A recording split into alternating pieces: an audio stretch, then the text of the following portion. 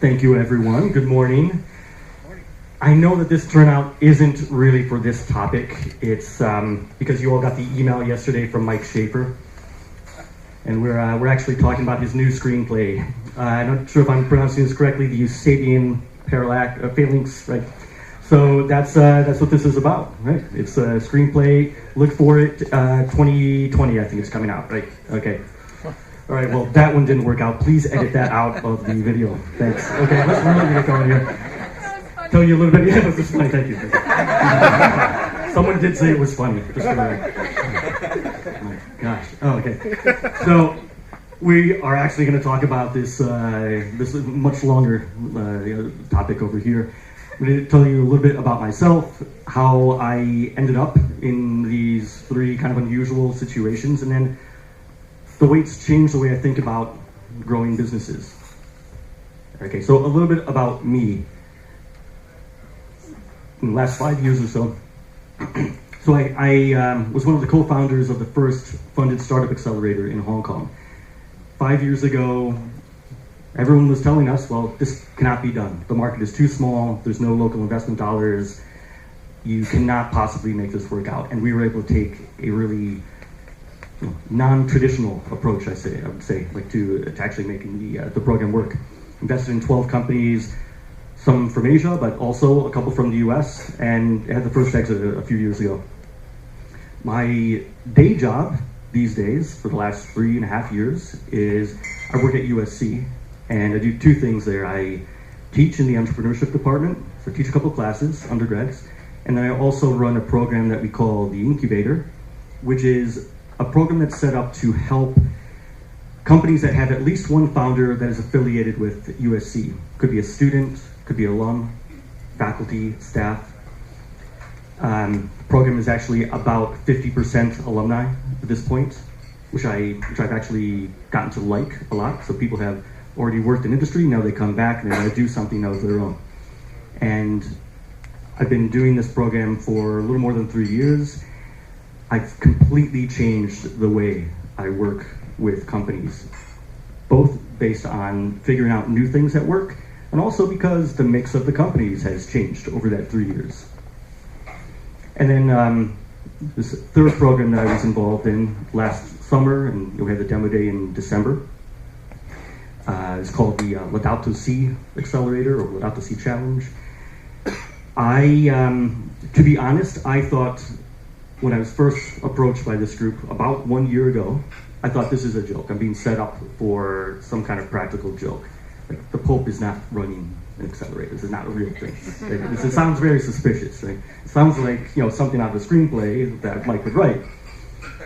And I even, to be honest, I even left a paper trail that I knew what was going on. So I could dig up old emails for you where I kept referencing, well, let's really get this going by April 1st. I really need to know by April 1st. Just in case, it was, I could refer back to, well, I knew this was a fake thing. I knew this was fake. But no, it turns out it was real. And we brought 9 companies in from around the world. The focus here was environmental technologies which could impact the lives of poor populations around the world. So the concept being there's a incredible mass of humanity that doesn't get a lot of the benefits that many of us in this room get. How can we take what we're doing and bring this tech to parts of the world that could really use it? So while these 9 companies for the most part didn't think of themselves as social impact organizations, they're all for profits, a byproduct of what they do is people's lives get better. And then along the way, this is a few years ago now, I just reflected on the experience that I had working with a lot of people outside of tech hubs, in smaller tech parts of the world, who were trying to build the companies there, and end up talking to many of them, and then again just writing down some of these thoughts. What works in Silicon Valley might not at all be applicable to you if you are in another part of the world. And how do you think through that process? And also give some examples. So let's look at some pictures. This is from one of the demo days in Hong Kong. Looks like a normal audience, right?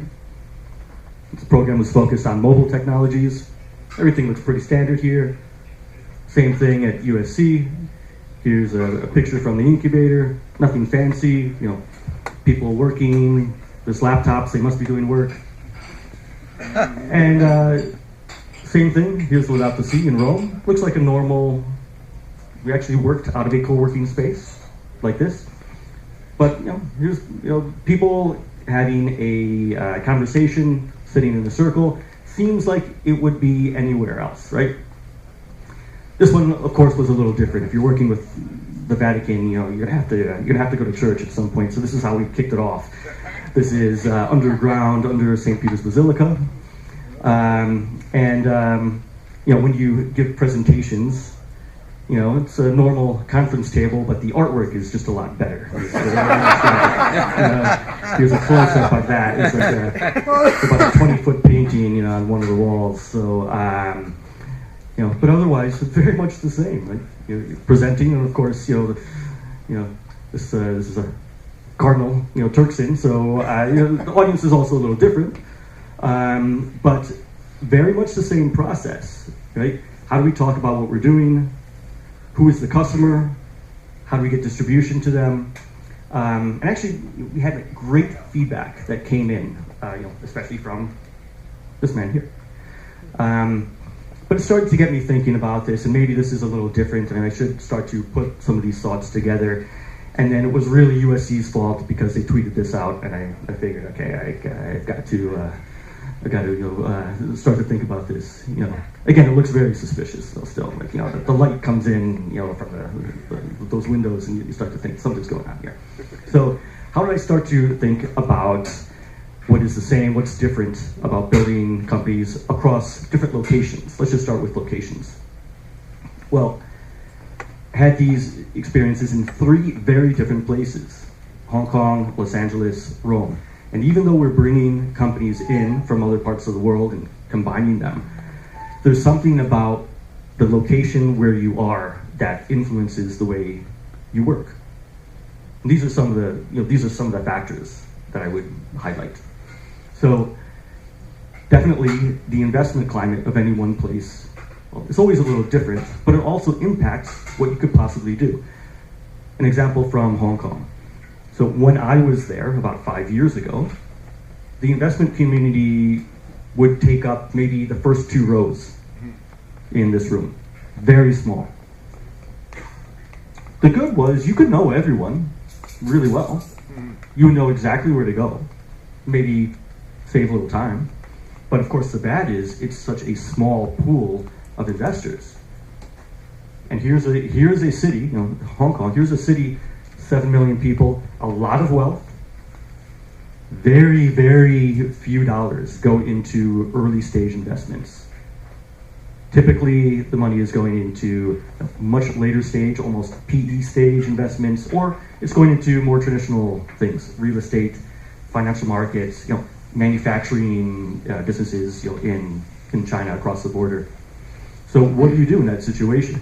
When I would meet startups who were based in Hong Kong and their path depended upon them being able to raise money in order to fund what they were doing, you should really think seriously about that, because if it's dependent upon that and you can't bootstrap your way along, and even if you can bootstrap your way and get to a few milestones that show, hey, you're on the right track, even then it might be impossible for you to raise money locally. You might have to move, you might have to find another way to deal with your growth. So if you're not thinking about that, then you're putting yourself at a disadvantage, right? And then when I arrived in LA, it seemed like, wow, it's like such a massive number of places that you could go, and you can just go on a short trip up to the Bay Area, right? Very different than other places. I'll call out a few others. Same thing for different talent available. And here again, actually, the best example is Hong Kong, where a lot of smart, talented people, but if you are working on, say a talent stack that would be more common in like a new company or in a startup, might be hard for you to find it. So if you want someone who knows, say, Java, or is working in the back office of a bank, and if that is applicable to what you're doing, and maybe it is not more often, you could find people in Hong Kong. But if you want somebody who knows PHP, it's probably a very short list. What are you going to do? Are you going to source from other places? Or are you going to do something else? Or are you going to move? Different social norms.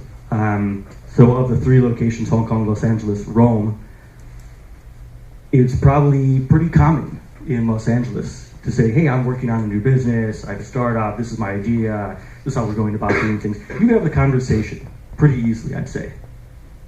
Not really the case in the other 2 locations. What would either be heard typically is, say if you say this in Hong Kong and Rome, what would typically be heard is, he's working on a startup. I understand. That means he has no job, he has no money, he's messing around with something until he gets a real job, in a Fortune 500 company. How do you combat that, right? So I actually used to have I wasn't in Rome long enough to do this, but when I was in Hong Kong, I actually had a group of people, all from Hong Kong, who would go and talk to your parents if they were trying to convince you to not do the thing, right?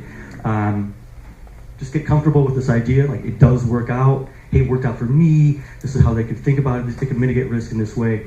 The social norms, maybe in Los Angeles, maybe we encourage people a little too much to do their own thing. You could think about it like that. Many other parts of the world, it's the complete opposite. You're better off taking a more traditional path. Even if you're not better off, the interactions that you're going to have are not ones that will encourage you, they are ones that will discourage you. And I'll skip ahead, I'll just focus on this last one here. Different local and regional problems. To me, this is the most interesting of this list.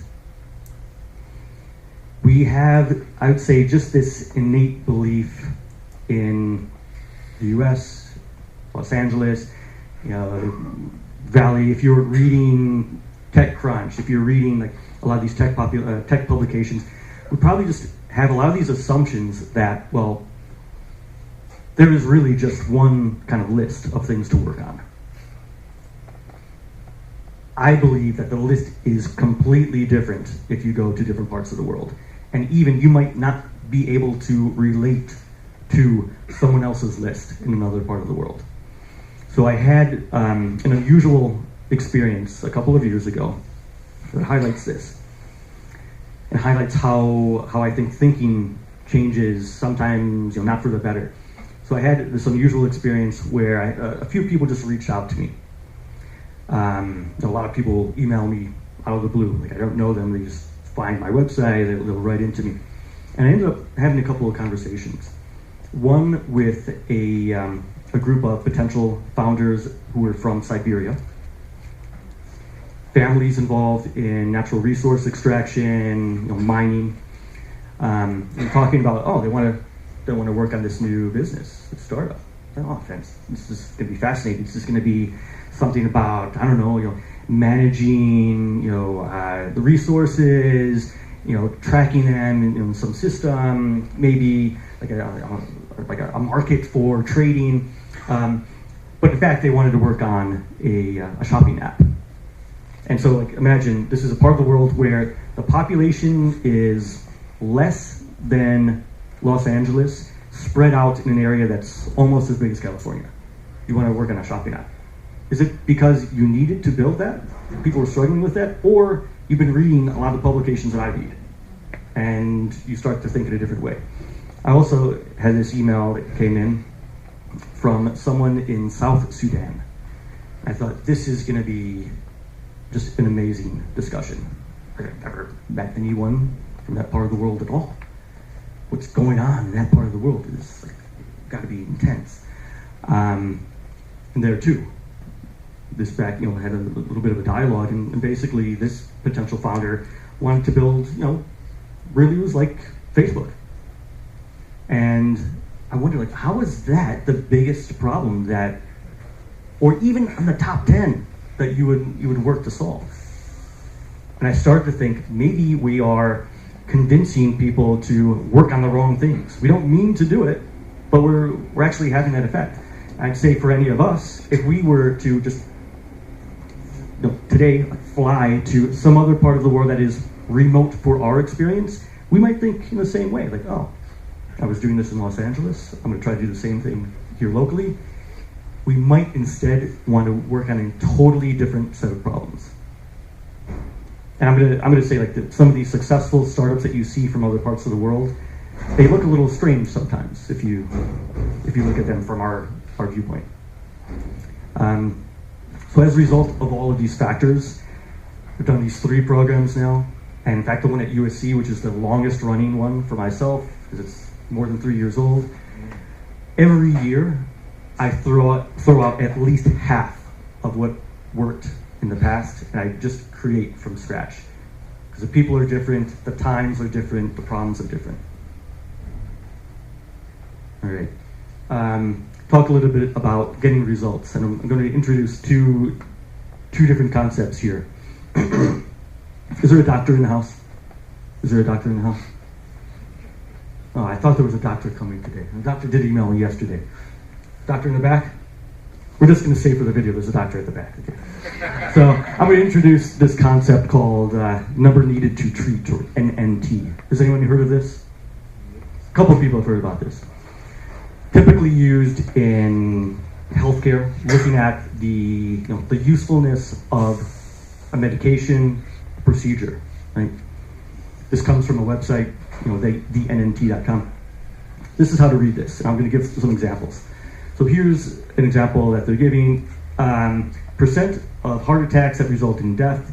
If there's no treatment, 75%. These are made-up numbers, right? 75%. But if you take this fictional drug called Stop Attack, it goes from 75% down to 25%. So 50% survive because of this treatment. Therefore, we're going to call it 100 over 50, NNT equals 2. So the thing to remember here is lower numbers are better.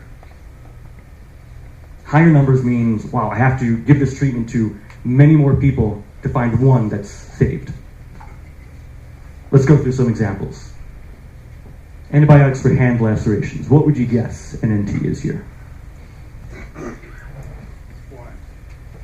100%. Get the benefit? Thinking maybe something low? No benefit. In other words, you cut your hand open, should you take antibiotics? None helped, as in infection prevented. And then they say this is actually red, don't do it. Because there's side effects, right? If you have medication, there could be side effects.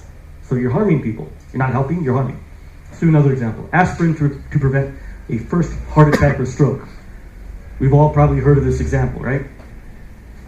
What would you guess? What's NNT? 200. I'm hearing 5. I'm hearing 200. 1,667. In other words, you've given this treatment to 1,667 people for one to be saved from the first heart attack or stroke. Again, harms. You have 3,300 who have a bleeding event. So you're harming people with this solution. CT scanning. 1 in 217 helped. Now we've introduced the false positive, right? Right. We've introduced the false positive. Right? So 1 in 4. This 1 in 4 harmed because there's a false positive. This could be, I'm reading this. This could be anything from I was harmed because now I have all this stress of thinking I have lung cancer. To, down here, well, I'm getting surgery unnecessarily. There's a complication that comes from the surgery. So if I were to take this same approach, I have one more I have to put in here. Mediterranean diet for 5 years for heart disease prevention. Want to guess on this one? 2. I'm hearing something low, some low numbers. Okay, so here I had to throw in a good one also because I like the Mediterranean diet. I got to support the Mediterranean diet. So here's maybe things not amazing. 1 in 61 were helped, but no side effects. Right? You're not going to have a side effect from eating a lot of olive oil and some good fish, and a little bit of pasta, right? So how do I take this same approach to working with companies? People ask me, why don't you do demo days at USC? Now, I did demo days in Hong Kong. We did a demo day at the Vatican. And to be honest, we did a demo day at the Vatican because it's the demo day at the Vatican. Like, it's like, no, we can figure out something for this. But I don't do demo days at USC. And I get this question a lot, well, why don't you do this? Well, I started to think about what was the benefit to the startups from a demo day at USC. Not everywhere, but just in this case. And this is when I kind of came up. I don't know these numbers exactly. This is basically how I came up. Purpose of the demo day, I'm going to say it's not to have a big party, it's to solve a problem of funding. You put a lot of work into this event. It's not for a good time. Right? So I'm going to say the main purpose is you solve the funding problem. In other words, if I didn't do it, how many because I do it, how many new people are able to solve their funding problem, right? I don't know, 1 in 10, 1 in 50. Maybe you think, well, that's not bad. But for something like this, for all the work to put into it, I want that number to be really low. I want it to be really close to 1, actually. As in everyone is helped.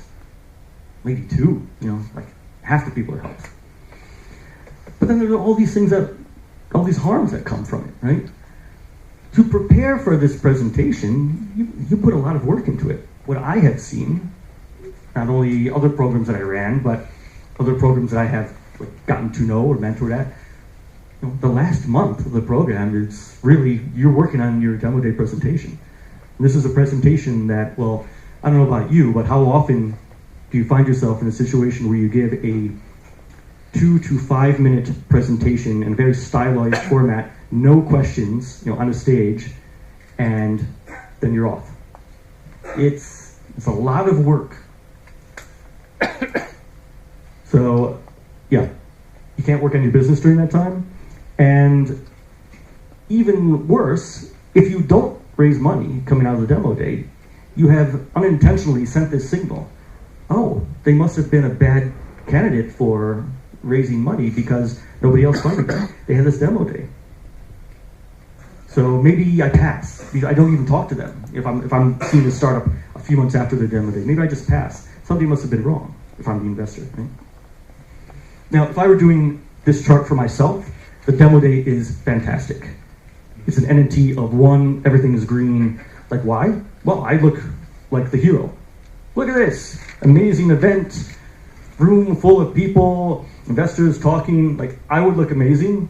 The startups, however, would have some side effects. This is why I don't do it. And instead, I connect people one-on-one when it's appropriate for them. It's not going to be at the same time for like the whole batch. I connect people one-on-one. And things seem to work out just fine. About 40% of them raise money. So I like the approach that I've taken for this program. If you had a different kind of program, it might not make sense for you to do this. In other words, avoid the demo day. It might make more sense to do it. But in my case, here, this is why I don't do it. The other thing that a lot of startup accelerators do, which I used to do, is lots of meetings throughout the week.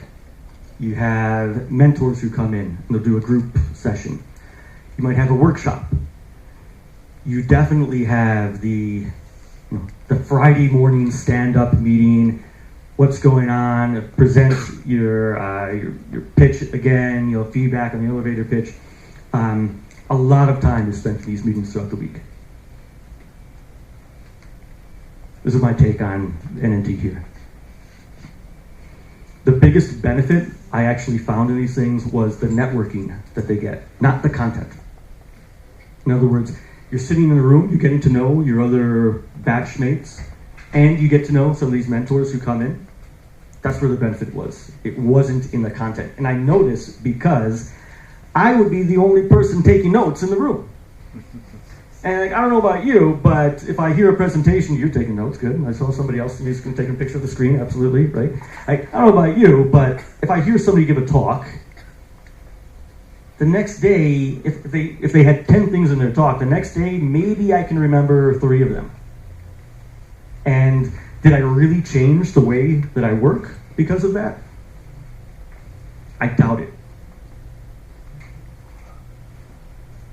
So I suggest for all of you, if you're working on your own business, start to take this approach. What should I be doing that actually has a payoff? Am I doing some things that, well, everyone else does them too, so I should take the same approach. But am I actually doing some things that have side effects? Or even if they don't have side effects, is the potential benefit so small that my time, like the 10 hours I'm going to spend in those meetings every week, and it's something like 10 hours, should I spend that just working on my business? That's for you to decide. I also do some other things, which I'll call them small fixes that have big benefits. So I started doing this about 3 years ago at USC, and I brought this over to the program in Rome. I won't work with anyone if they don't already have a founder agreement in place. One of the biggest sources of failure is the team falls apart. You're all best friends today, and you hate each other in 6 months. Then it's total chaos. Somebody quits, someone's fired. Do they have ownership? What happens? They're a rogue founder. Due diligence processes will dig this up. It's total chaos. So let's just solve that one problem. And I say, if I'm going to work with you, you have had this discussion among the founding team. You've put something in writing. I don't need to review it, but you've had this discussion. You've written something down, as in, I give them some samples, as in, if we are splitting equity, what does that look like? What's vesting? What are roles and responsibilities? At least then you have a fighting chance, and you can refer back to something if you're forgetful. And everyone's always forgetful. When money is involved, people are always forgetful. So at least you have something to refer back to. Just this change, in other words, I won't work with you until you've had this. I started this the second year at USC. Just this change has reduced the failure rate by 10 to 20%.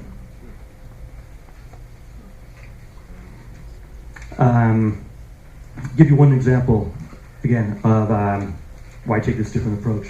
Here's a quote from Paul Graham, who founded Y Combinator.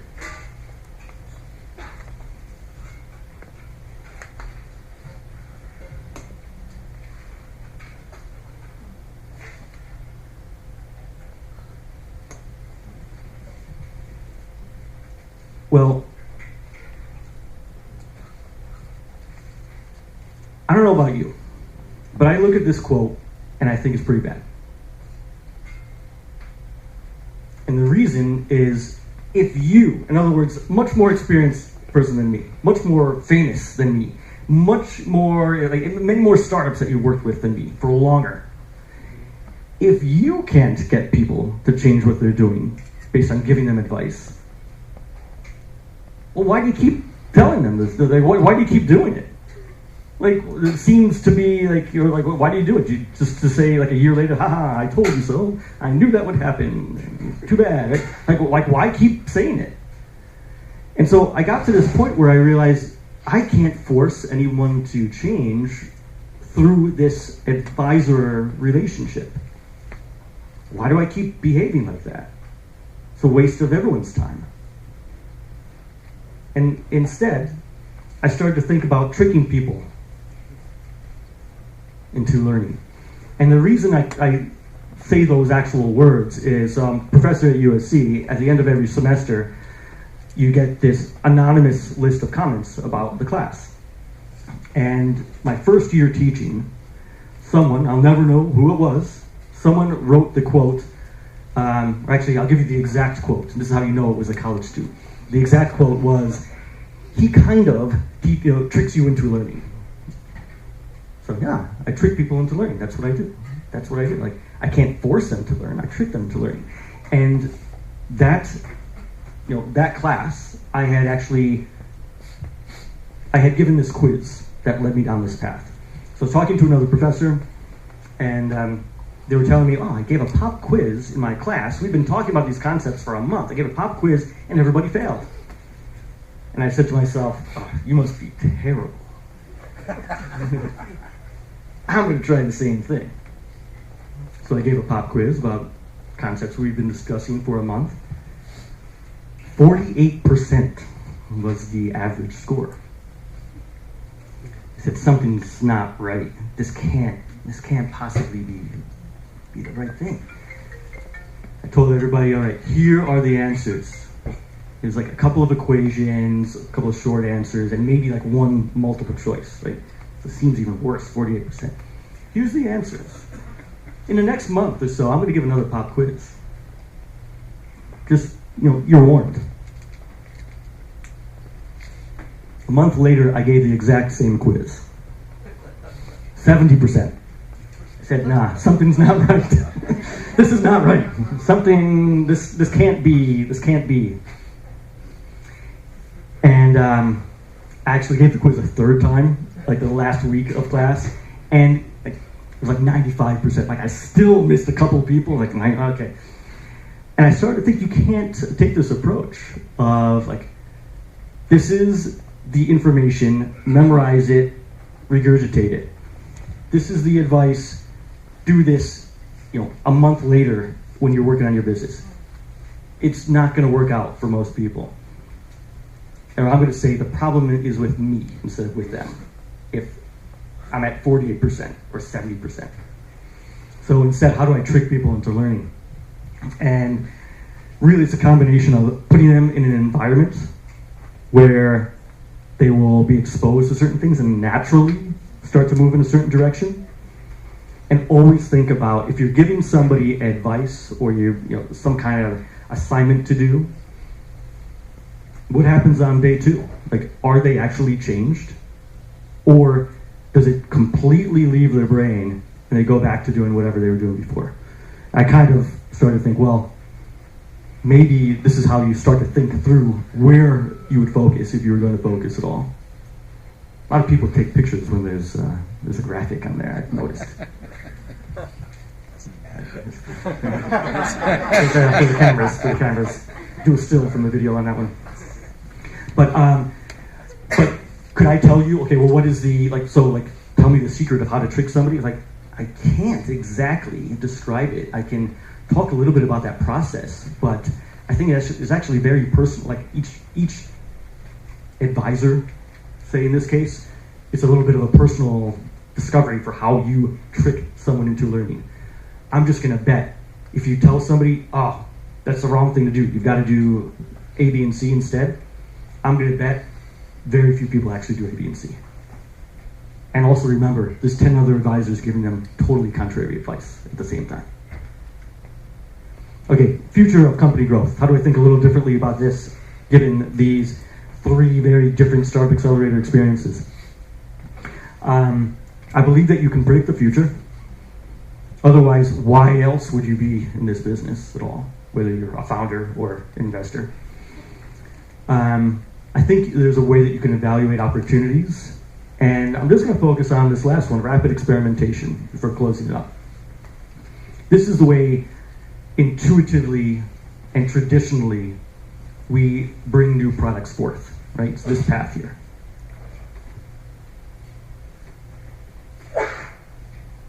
We're all really smart, have a concept, we're going to prototype, first test launch, major launch.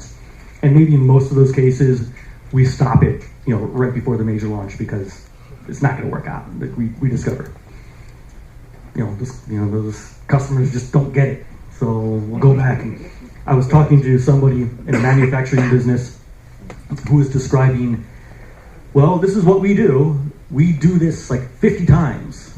And there's an R&D budget behind every project. And, well, none of those really worked out that well.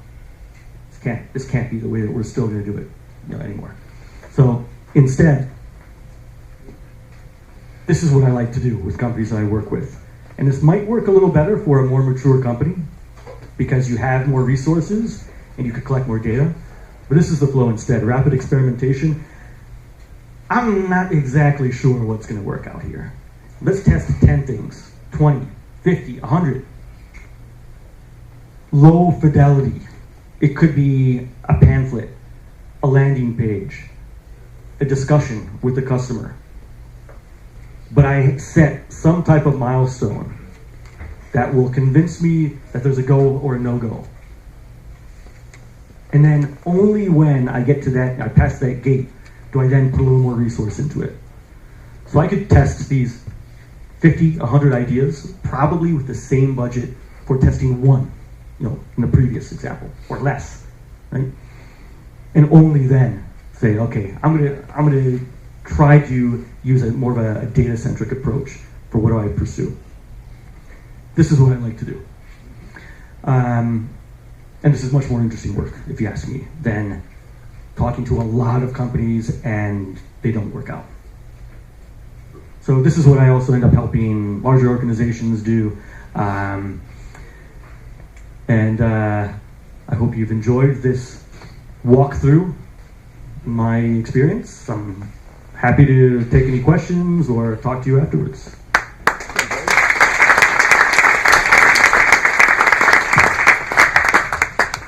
Thanks, Paul. It must have been really interesting being at the Vatican and being at service to the Pope. I mean, you met him, right? Actually did not meet the Pope. It was a cardinal. Now everybody says, it's like that was like the one guy you had to do. Like, I mean, that's it. But no, actually, our main interface was, his name was Cardinal Turkson. Oh, okay. So, and he was more involved kind of day to day than I think Pope Francis would be. Yeah, I would imagine that the was Pope's totally fine. Super busy, but I mean, still an amazing experience to be in the Vatican doing a presentation on innovation in something that seems like diametrically opposed to it, because religion is based in classic concepts versus. Well, I'll stop there because I don't know much about religion. And I don't want to alienate anyone or turn myself into an asshole on stage any more than I usually do. Anyway, so we're going to move to Q&A. If you have a question, raise your hand, and I will walk around with the mic. Let's save comments and storytelling for offline. Paul, will you hang out with us a little bit if people want to talk about, going to the Vatican and meeting the Pope or something? Yeah, cool. Here we go. Also, another word of warning, no bad jokes about USC. Yeah, that's right.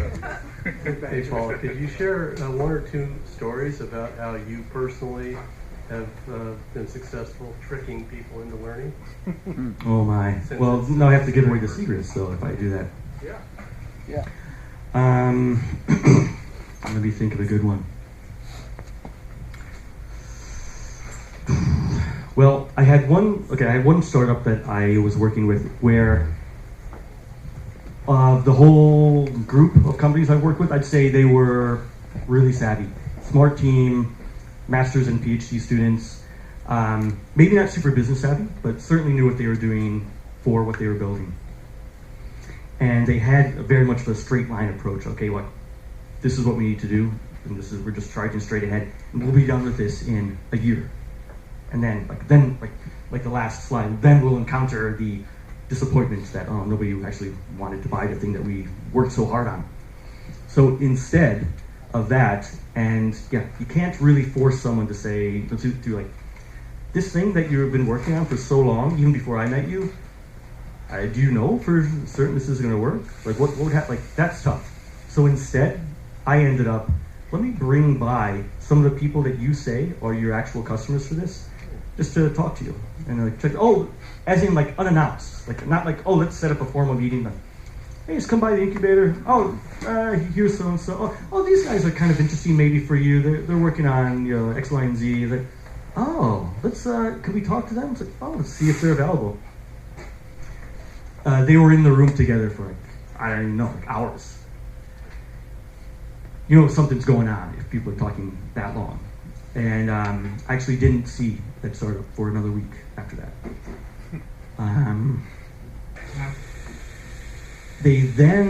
So there's no perfect bow to tie at the end. Okay, at the end of the week, then they started doing something totally different. But they didn't keep the same path that they had originally. And instead, actually, one guy left, to be honest. One guy maybe was just discouraged that he was on the wrong track, and he kind of eventually left the team, maybe to do with that interaction.